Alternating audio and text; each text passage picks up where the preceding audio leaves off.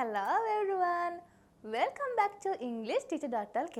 Today I am gonna teach a sweet new word. අලුතෙන් වචනයක් තමයි අද ඉගෙන ගන්න යන්නේ. ඔයාලා සාමාන්‍යයට අහලා ඇති. අහලා ඇති කියන්නේ අපි නිතර පාවිච්චි කරනවා මතක ඇතුව. අපි මේ මතක ඇතුව කියන සිංහලෙන් කියන එක අපි ඉංග්‍රීසියෙන් කියනවා be sure to. be sure to.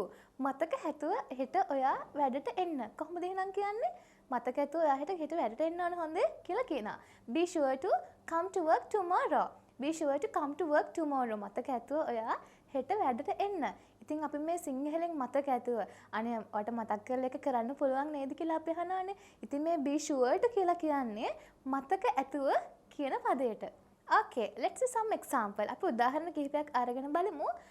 කොහොමද කියන්නේ මතක ඇතුව උදේට මට කෝල් එකක් දෙන්න කියලා. එහෙනම් කොහොමද කියන්නේ මතක ඇතුව මට උදේට කෝල් එකක් දෙන්න. Be sure to call in the morning. උදේට මට මතක ඇතුව කෝල් එකක් දෙන්න. ඔයාලට යාළුවෙක්ට කියන්න පුළුවන් යාළුවෙක් ලියුමක් එවුවාම නැත්නම් කාලෙකින් හම්බෙලා කතා කරලා මතක ඇතුව මට ලියුමක් කියවන්න. එහෙනම් කොහොමද කියන්නේ be sure to send me a letter. Be sure to send me a letter. Okay, let's see another example. ඔයාගේ අම්මා කියනවාට කොහෙද පුතේ මතක ඇතුව ගේ අතු ගාලා තියන්න ගේ අතු ගන්න කියලා කියනවා. එහෙනම් කොහොමද කියන්නේ මතක ඇතුව ගේ අතු ගන්න කියලා? Be sure to sweep the home. Be sure to sweep the home.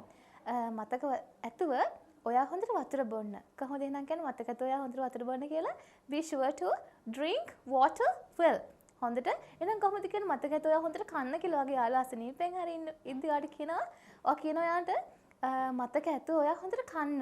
කොහොමද එහෙනම් කියන්නේ? Be sure to eat well. මෙතනදී well කියන්නේ ලින්ද නෙමෙයි WELL ම තමයි පාවිච්චි කරන්නේ. මෙතන well කියන්නේ සාමාන්‍ය හොඳට.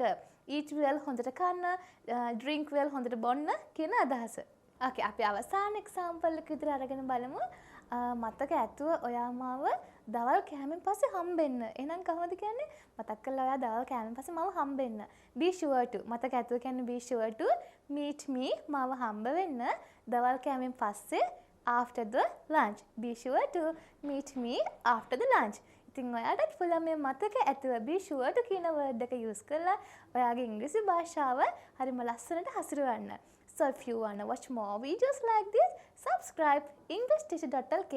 So comment කරන්න, like කරන්න, share කරන්න. I am Darshani Herath from EnglishTeacher.lk.